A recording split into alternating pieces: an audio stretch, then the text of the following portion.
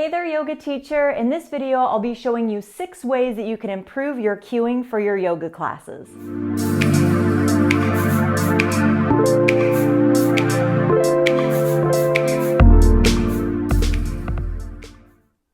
My name's Crystal Gray. I specialize in supporting newer yoga teachers by filling in the gaps from their yoga teacher training so they can finally gain the confidence they need to take the next step in their yoga teaching journey.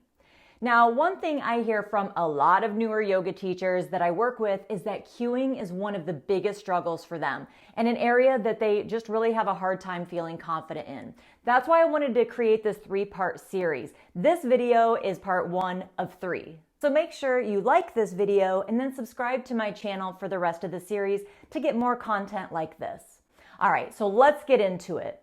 Number 1, always cue from the ground up. This means if you're in a standing pose, you'd start from the feet. If you're in handstand, you'd start from the hands.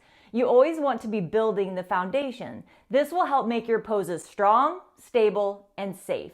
Number 2, remember that it's okay to go slow and breathe. Speak with intention. Sometimes when we're nervous or unsure of ourselves, we tend to get it out really quick and speed through it, but that just creates more anxiety for ourselves and our students. So slow down, think about what you want to say, then say it. See where their body is now and visualize where you want it to go. Then slowly and calmly say the steps that will get them there. Next, take out superfluous language. That's a mouthful. Now you're gonna wanna is one I hear the most often. Think about these 3 things: movement, body part, placement. For example, raise what? Arms where? Overhead.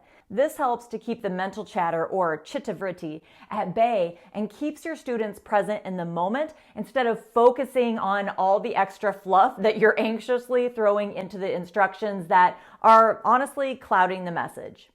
Now, you might be worried that you'll sound like a drill sergeant, but just because you are being clear and concise doesn't mean that you're barking orders at them.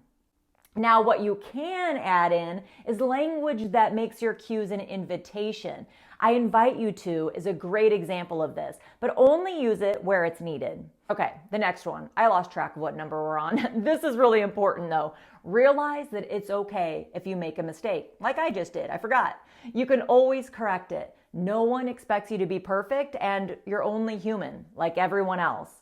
Allowing yourself grace here and there will also help to keep your nervous system in a relaxed state, which will start to filter into your class and keep them at ease as well. If they know that you're not perfect, it actually allows them to not to have to try to be perfect. And isn't that really what we want? Yoga is a time to stop striving and to just be. I can actually feel people relax when I mess up.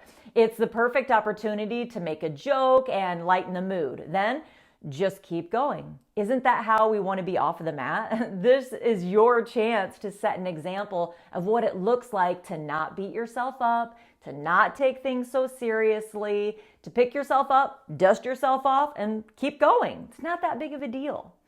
All right, next, embody the pose. It's important to really understand and grasp the pose that you're teaching, because then you will be cueing out of a place of knowledge embodiment and not memorization. When you're trying to teach a class from memory, oh my gosh, it's so stressful, and not embodiment, you disconnect yourself from the present moment and from your students. You just don't have to be teaching poses that are out of your own practice, okay, or out of your grasp.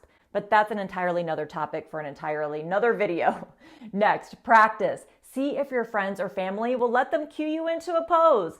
Practice cueing without demoing. Have them turn around if you really want an ego check. But honestly, this is one of the things that helps my yoga teacher trainees and clients become experts in cueing.